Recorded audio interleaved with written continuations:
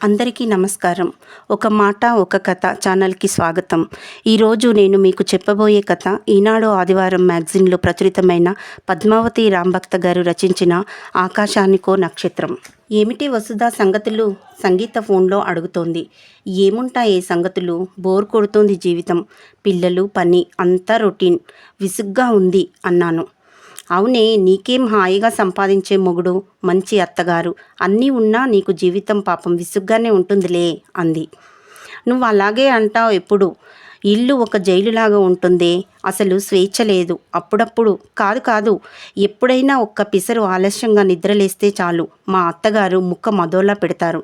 పిల్లలకు 2 రోజులు సెలవులు కదా అని కాస్త ఆలస్యంగా లేవడం తప్పేనా అన్నాను. నేను మీ ఇంటికి వచ్చినప్పుడు చూశాను కదా, నువ్వంటే ఆవిడకి చాలా ఇష్టం. కానీ ఆ విషయం నువ్వు కూడా గుర్తించవు.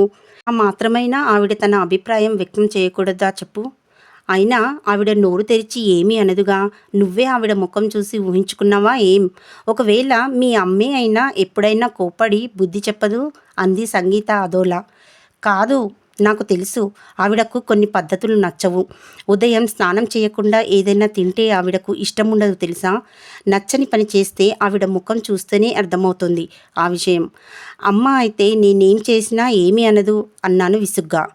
పాపం పాతకాలం వాళ్ళకి కొన్ని నచ్చవు, కానీ మనం కూడా ఆ నచ్చనివేవో చెయ్యకుండా ఉంటే సరిపోతుందిగా.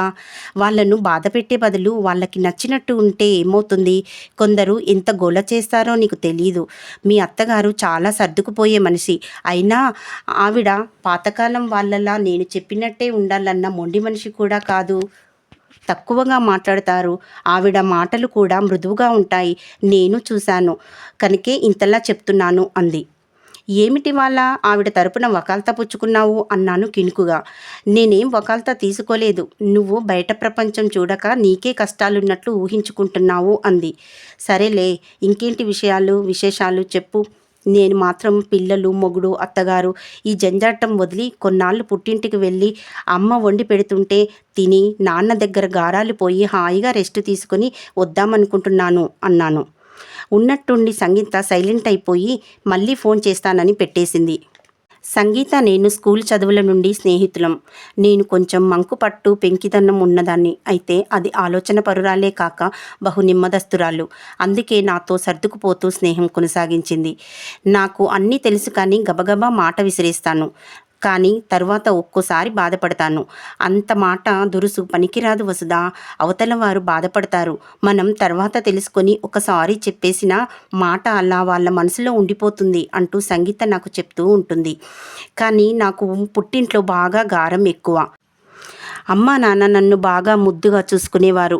వాళ్ళ ముద్దు వల్లే నేను బాగా ఇలా తయారయ్యానని సంగీత నన్ను దెప్పి పొడుస్తూ ఉంటుంది. అమ్మా నాన్నలతో కాస్త మృదువుగా మెలగమని హెచ్చరిస్తూ ఉంటుంది. ఏ మాటకు ఆ మాటే చెప్పుకోవాలి. నేను ఏ సమయంలో ఏది అడిగినా అమ్మ ఓపికగా నాకు చేసి పెడుతుంది. నాన్న కూడా నాకు కొండ మీద కోతి కావాలన్నా తెచ్చిపెట్టే ప్రయత్నం చేస్తారు. నేను కూడా వాళ్ళ దగ్గర బాగా గారాలు పోతూ ఉంటాను. గారం తీర్చేవారుంటే ఎవరు మాత్రం గారాలు పోరు. ఇంకా చెప్పాలంటే నా పిల్లలకు నేను అంతలా చెయ్యను. పేచి పెడితే విసుక్కుంటాను కూడా. నాకు అలా ఎప్పుడు పడితే అప్పుడు ఏది పడితే అది అడిగితే చెయ్యడం విసుగుగా, చిరాకే కాకుండా ఒక రకంగా చెప్పాలంటే బద్ధకం. మా ఆయన నువ్వు మీ అమ్మ నాన్నలకు ఎలాగో నీ పిల్లలు నీకు అలాగే అంటూ ఉంటారు. నాకు మాత్రం పిల్లలంటే ఇష్టం ఉండదా ఏమిటి? కానీ అస్తమాను ఎలా చేసి పెట్టమంటారు అంటూ విసుక్కుంటాను. అప్పుడప్పుడు నేను ఏ ఒడియాలో వేయించనంటే వాళ్ళ నానమ్మను వేయించి పెట్టమంటారు. అప్పుడు నా వైపు అదోలా చూసి ఆవిడ వేయించి పెడతారు. 2 రోజుల తర్వాత సంగీత మళ్ళీ ఫోన్ చేసింది. ఏమిటి ఆ రోజు ఉన్నట్టుండి ఫోన్ పెట్టేశావు అని అడిగాను. ఏమీ లేదు, ఎందుకో ఉన్నట్టుండి మూడాఫ్ అయింది అంది. అవునా, మాటల మధ్యన నేను పొరపాటున నేనేమైనా అన్నానా అడిగాను. లేదు నాకే ఒక విషయం గుర్తుకు వచ్చి మనసు పాడైంది అంది. అవునా, ఏమిటది చెప్పు. నాకు తెలియని విషయం ఏముంది అన్నాను. జరిగిన విషయం నీకు చెబుదామని ఆ రోజు ఫోన్ చేశాను. ఫోన్ చేసిన వెంటనే ఆ మాట ఎత్తడం ఎందుకో అని కాసేపు మాట్లాడాక చెప్పాలని అనుకున్నాను. ఈలోగా నా మూడ్ మారిపోయి పెట్టేశాను అంది. నా మాటలు విన్నాక నీకేమైనా గుర్తుకు వచ్చిందా అన్నాను. అవును, నువ్వు మీ అమ్మ నాన్నల దగ్గరికి వెళ్ళి రెస్ట్ తీసుకుంటానన్నావు కదా. అది వినగానే నాకు మా నాన్న గుర్తుకు వచ్చి ఏడుపు తన్నుకొచ్చింది. అందుకే ఫోన్ పెట్టేశాను అంది. అవునా? ఏం మీ నాన్నగారికి ఒంట్లో బాగోలేదా అన్నాను ఆతృతగా. అటువైపు సంగీత నిశ్శబ్దమైపోయింది.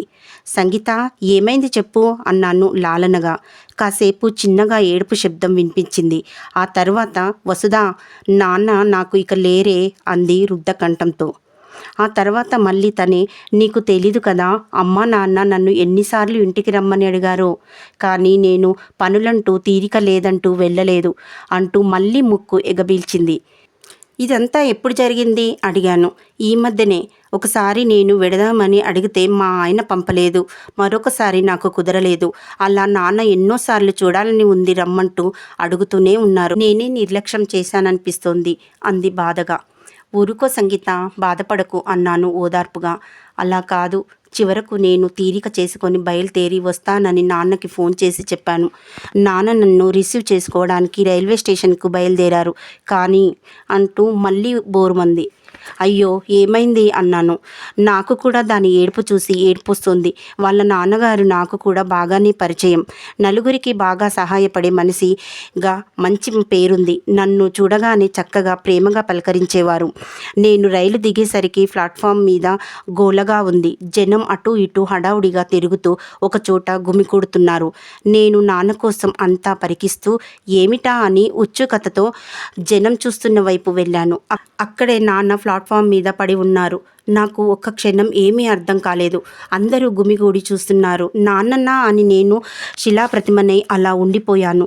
2 నిమిషాలకు స్పృహలోకి వచ్చి నాకు తెలిసిన హాస్పిటల్ నెంబర్కి హడావుడిగా ఫోన్ చేసి అంబులెన్స్ని పిలిచాను. కానీ హాస్పిటల్కు వెళ్ళాక తెలిసింది నాన్నకు ఎప్పుడో ప్రాణం పోయిందని. నాకు చివరి చూపు కూడా దక్కలేదు. అన్నింటికన్నా ఎక్కడ దుఃఖం వస్తుందంటే, నన్ను చూడాలని నాన్న చివరి కోరిక తీరకుండానే వెళ్ళిపోయారు. పాపిష్టిదాన్ని. ఒక్క వారం ముందు బయలుదేరినా నాన్నతో కొన్ని రోజులు గడిపి తృప్తి అయినా ఉండేది నాకు. వసుధ అమ్మ నాన్నల్ని పోగొట్టుకున్నాకే వాళ్ళ విలువ అర్థమవుతుంది. వాళ్ళు ఉన్నప్పుడు వాళ్ళకి మనం చిన్నపిల్లలం. వాళ్ళు పోయాక మనం పెద్దవాళ్ళం. మనల్ని పిల్లలుగా వాళ్ళ తర్వాత ఎవరు చూస్తారు, ఎవరు లాలిస్తారు చెప్పు అంది. అంత హఠాత్తుగా అలా ఎలా జరిగింది? చాలా షాకింగ్గా ఉంది అన్నాను. నాన్నకి అప్పుడప్పుడు ఛాతీలో నొప్పి వచ్చేదట. కానీ ఏదో ఒక అరగక అలా పట్టేస్తుందని ఈనో తాగడమో లేదా మెడికల్ షాపులో మాత్ర అడిగి తెచ్చి వేసుకోవడమో చేసేవారని నాన్న స్నేహితుడు చెప్తే తెలిసింది. అక్కడికి వాళ్ళు డాక్టర్కి చూపించుకోమని పోరు పెట్టేవారట. ఈయనేమో నాకేమీ లేదు, నేను బాగానే ఉన్నాను, నా కూతుర్ని చూడాలనే బెంగ తప్ప నాకు ఏ రోగము లేదు అనేవారట. నేను వస్తున్నానని తెలిసి పండ్లు స్వీట్లు అన్నీ కొనుక్కొని వచ్చి ఇల్లంతా నింపేశారట. అందరికీ ఫోన్లు చేసి నా కూతురు చాలా రోజులకు వస్తోందని చెప్పారట. తెగ సంబరపడిపోతూ నన్ను రిసీవ్ చేసుకుని ఇంటికి తీసుకువెడదామని వచ్చారు పాపం. ఇంతలోనే నేను రైలు దిగక మునిపే హార్ట్అటాక్ వచ్చి నిలుచున్న మనిషి నిలుచున్నట్లు కుప్పకూలిపోయారని అక్కడ నుండి చూసిన వారు చెప్పారు. నేను ఎంత దురదృష్టవంతురాలినో చూడు అంది. విన్న నాకే ఇంత బాధగా ఉంది. ఇక నీకు ఎలా ఉంటుందో నేను అర్థం చేసుకోగలను అన్నాను. వసుధ, ఒక మాట చెప్తాను వింటావా అంది. చెప్పు అన్నాను. మనకి వయసు పెరుగుతున్నప్పుడు మనల్ని కన్నవాళ్ళకి కూడా వయసు పెరుగుతుందని మనం గుర్తించాలి. పసివాళ్ళమైన మనల్ని కష్టపడి వాళ్ళ సుఖాలను వదులుకొని మరీ పెంచి పెద్ద చేసిన అమ్మ నాన్నల్ని మనం జాగ్రత్తగా మనకు వీలైనంతలో చూసుకోవాలి. 2వ బాల్యం అంటారు చూడు, ఆ దశ వాళ్ళది. వాళ్ళ చిన్న చిన్న కోరికలు మనం తీర్చాలి కదా, ఏమంటావు? వాళ్ళు పాపం ఏదో నోరు తెరిచి అడగరు, మనమే తెలుసుకొని చెయ్యాలి అంది. తను విడమరచి చెప్పకపోయినా సంగీత చెప్పింది నాకు బాగా అర్థమైంది. నాలో ఒక అంతర్మదనం మొదలైంది.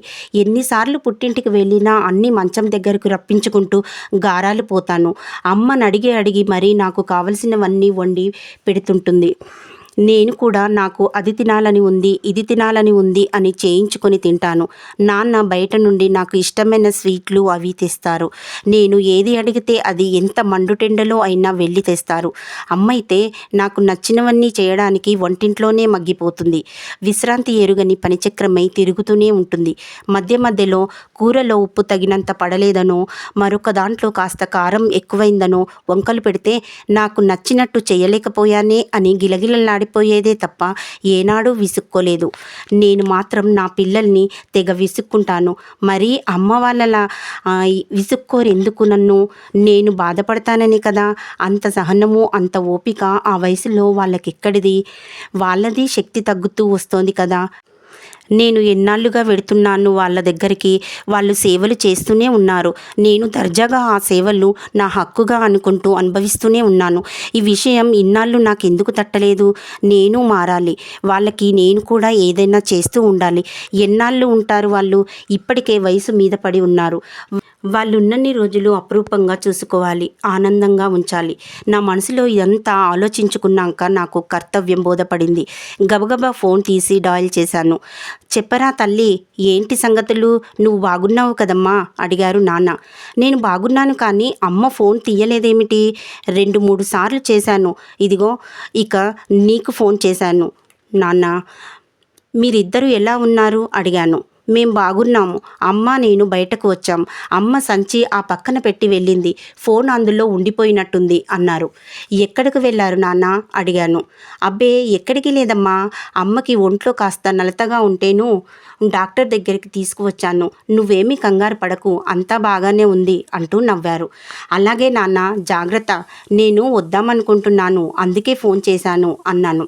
అవునా, అంతకన్నానా? నీకు నచ్చినవన్నీ అమ్మని చేసి పెట్టమని చెప్తాను నేను. ఇదిగో ఇంటికి వెళ్ళే దారిలో నీకిష్టమైన స్వీట్లు అవి కొంటానులే అన్నారు నాన్న తెగ సంబరపడిపోతూ. వద్దు నాన్న, నువ్వేమీ కొనకు, అంత హడావుడి పడకండి. అమ్మని కూడా కంగారు పెట్టకు, అసలే ఒంట్లో బాగాలేదు కదా అంటూ కాసేపు జాగ్రత్తలు చెప్పి ఫోన్ పెట్టేశాను. నేను నాడు సామాన్లన్నీ సిద్ధం చేసుకొని పుట్టింటికి బయలుదేరాను. అత్తగారు ఎప్పట్లాగానే పిల్లల్ని చూస్తానన్నారు కనుక వాళ్ళని ఆవిడ దగ్గర వదిలి బయలుదేరాను. వెళ్ళొస్తాను అత్తయ్య గారు అంటూ మృదువుగా ఆవిడకు చెప్పి మరీ బయలుదేరుతుంటే ఆవిడ నా ముఖం వైపు వింతగా చూశారు. బహుశా అంత నెమ్మదిగా నేను ఆవిడతో మాట్లాడడం ఇదే మొదటిసారేమో. అమ్మ దగ్గరకు వెళ్ళాక టెస్టు రిపోర్టులు అన్నీ అడిగి చూసి ఏమీ పర్వాలేదని తెలుసుకున్నాక ఊపిరి పీల్చుకున్నాను. నేను చెప్పలా ఏమీ లేదని? ఊరికే నీరసంగా ఉంది అంటే వినలేదు నాన్న. బలవంతంగా హాస్పిటల్కు తీసుకెళ్లారు. ఖర్చు దండగా. ఆ డబ్బులుంటే పిల్లలకేమైనా కొనడానికి వచ్చేవి కదా అంటూ మాట్లాడేస్తోంది అమ్మ. నాన్న చిరునవ్వుతో వింటున్నారు. అమ్మ వంటింట్లోకి వెళ్ళి వీధిలోకి కదులుతుంటే మీరు నాకు ఏమీ చేయడానికి వీలేదు. ఈసారి నేను మీకు అన్నీ చేసి పెడతాను అన్నాను. అదేమిటి వసు, పాపం నువ్వు రెస్ట్ తీసుకో అంటూ ఇద్దరూ ఏదో అనబోతుంటే ఆపేసి, లేదు నేను చెప్పినట్టు వినాల్సిందే అన్నాను గట్టిగా. వాళ్ళిద్దరూ ఒకరి ముఖం ఒకరు చూసుకొని నా ముఖం వైపు వింతగా చూశారు. నేను వంటింట్లోకి జొరబడి వాళ్ళకి ఇష్టమైనవన్నీ కమ్మగా వండి పెట్టాను. మా ఇంటి దగ్గరున్న షాపులోంచి నేను కొని తెచ్చిన స్పెషల్ స్వీట్లు అవి చూసి నాన్న తెగ సంబరపడిపోయారు. పోనీ కూరలైనా తరిగి ఇస్తానని అమ్మ ఒకటే గొడవ. నాన్న బయటకు వెళ్ళి ఏదైనా తెస్తానని ఒకటే మారం. కానీ నేను వింటేగా. వాళ్ళని కూర్చున్న చోట నుండి కదలనివ్వకుండా అన్నీ అందించాను. ఏ మాట కామాటే చెప్పుకోవాలి. నాకు వాళ్ళు చేసినప్పటికన్నా 1000 రెట్లు ఆనందంగా తృప్తిగా అనిపించింది. ఇక ఎప్పటికప్పుడు నా వీలు చూసుకొని వస్తూ పోతూ వాళ్ళని భద్రంగా చూసుకోవాలని నిర్ణయించుకున్నాను. వీళ్ళనైనా మా అత్తగారితో కూడా నా ప్రవర్తన మార్చుకొని ఆవిడతోనూ ప్రేమగా మెలగాలని నిశ్చయించుకున్నాను. సంగీతకి ఫోన్ చేసి థ్యాంక్స్ చెప్పుకోవాలి అసలు. కానీ పాపం వాళ్ళ నాన్నకి సంబంధించిన విషాదం గుర్తొస్తే మాత్రం నా మనసంతా చేదుగా అయిపోతుంది. కానీ సకాలంలో సంగీత నా కళ్ళు తెరిపించడం వల్లనే నన్ను కన్నవాళ్ళకి నేను ఏదో చేయగలుగుతున్నాను. వాళ్ళ రుణం ఎప్పటికీ తీర్చుకోలేనిది, కానీ నాకు ఇన్నాళ్లకు కాస్తైనా దాన్ని తీర్చుకోవాలన్న జ్ఞానం కలిగింది కదా, అదే నాకు సంతోషం. చీకటి వెలుగుల గమనాలను, తుఫానులను, ఇంకా ఎన్నింటినో అనుభవించి అలసిపోయిన ఆకాశం అంటే అమ్మా నాన్నలకు ఒక చిన్న నక్షత్రాన్ని బహుకరిస్తే ఎంత ఆనందం, ఆ ముఖాల్లో ఎంత వెన్నెల. ఇంతటితో కథ సమాప్తం. ఈ కథ నచ్చినట్లయితే please like, share and subscribe చేయండి.